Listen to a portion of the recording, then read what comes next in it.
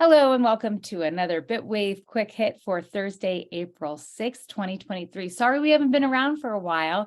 We're actually going to talk today about the CFTC notice to Binance. Pat, listen, what happened there? Yeah, it was a few weeks ago. It's a big deal, and that's what I want to talk about. So first and foremost, the CFTC sent a relatively scathing message to Binance that there's a lot of complexity here because there's Binance US separate from Binance as the global organization. This was technically to Binance, the global organization, but obviously it impacts Binance US as well.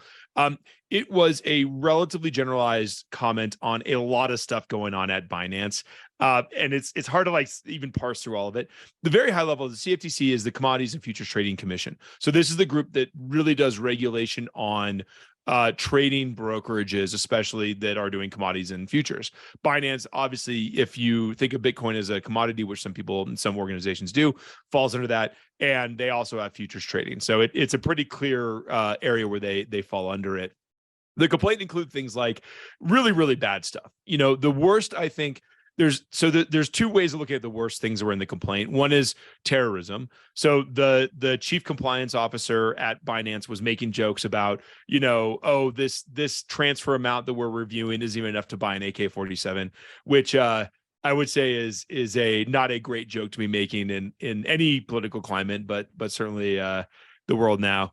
And then B, you had this issue of they were trading against their customers. This, to me, the terrorism stuff is really, really bad.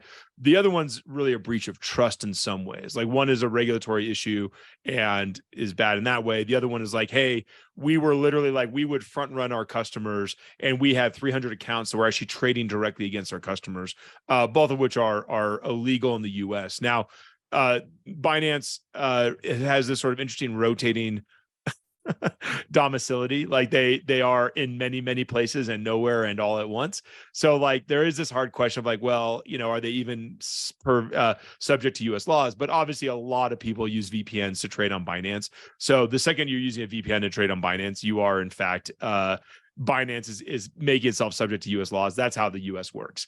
The US doesn't really care about all of this nitty gritty of where you are.